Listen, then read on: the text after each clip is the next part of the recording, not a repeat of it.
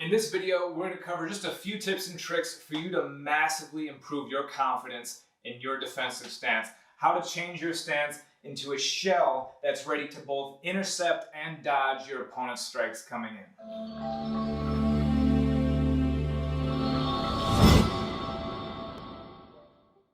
Okay, so to begin with, one of the main and most common issues you'll see with people's stance is that their hands are too low and their chin is too high. This is a really simple fix.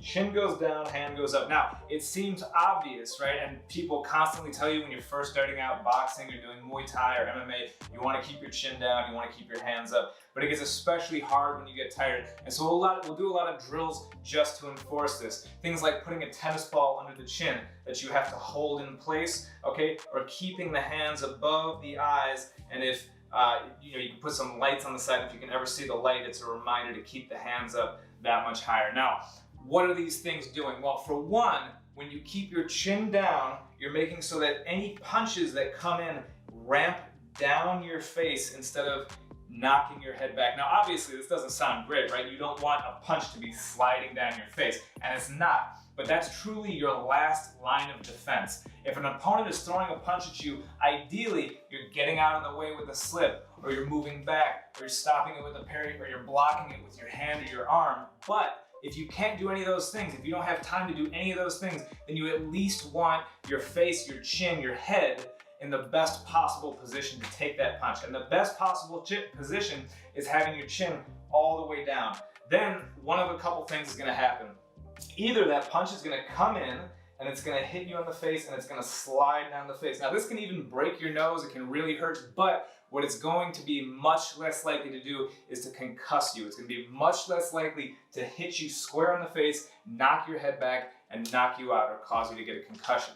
The other thing that can happen is that the punch can hit the top of your head and slide over your head. Now the top of your head, the crown of your head is much, much stronger than your face or the smaller bones in your jaw or your cheek. Okay, so it's much actually more likely to hurt your opponent's hands. Okay, and if you can even absorb the punch if you can deflect the punch by bringing your chin even a little bit further down as it comes in, you can cause a lot of punches to just glance off the top of your head or your forehead. Again, it's not great, it doesn't feel good, but it's much better than getting punched square in the face, square in the nose, square in the eyes, square in the teeth. That's what you really don't want.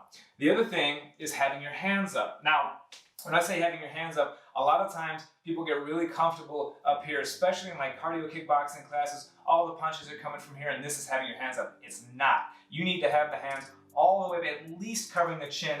If not, and most times you'll see this in competition, guys will have their hands all the way up here, outside the eyes, high up around the cheekbones. Okay, and you're even gonna bring your shoulders forward a little bit. That's gonna help you cover your chin a little bit too. And notice that just because the hands are up, that doesn't mean the elbows are floating around anywhere. The elbows are staying in, okay? That means that I have every defensive blocking surface close by to all these sensitive areas, right? So if my opponent throws a punch, I'm only an inch or two away from a good block, whether that's a hand block, especially with the glove on, or a forearm block. Okay, everything is within a few inches here, and then when I throw my punch in return, I'm coming right back here. This is one of the hardest things too, especially when you get tired. You throw punches, and then the hands want to drop after you start throwing punches. They always want to come back here. Okay, if you're engaged with an opponent, if you're this close, then you need to have your defense ready. On top of that, all your head movement, your weaving, slipping, you're still going to keep your hands up. Okay, because it's very easy to be wrong about what your opponent is throwing. They might look like they're throwing a straight punch, but then turn it into a hook. You might have gone to slip away from the straight punch, outside the straight punch, but now that hook's coming in, you want your hand still there, ready to block. So always have those hands up high, and the easiest way to check yourself on the hand position is that you should always be touching a part of your head. Maybe it's your temples or your cheekbones, right? But keep bringing the hands to where you can just tap and touch your face, and use that as a reminder. Now this is a really good thing, both the chin and the hands, to practice in the mirror. Okay, do a little shadow boxing in the mirror. Watch your own self as your own target, as your opponent in the mirror. Make sure the hands are up. Make sure that when you're looking at yourself in the mirror, you don't see many openings, right? Your elbows should be in covering the ribs, really close to the ribs, easy to block the stomach, and the hands are covering the eyes, covering the cheekbones. It should not look like you have many opportunities to come in. And then even when you're throwing your punches, you can use the mirror, okay, and then bring the hand right back to check that the punch itself and the defensive position afterward are super covered and super tight, okay? So remember these two things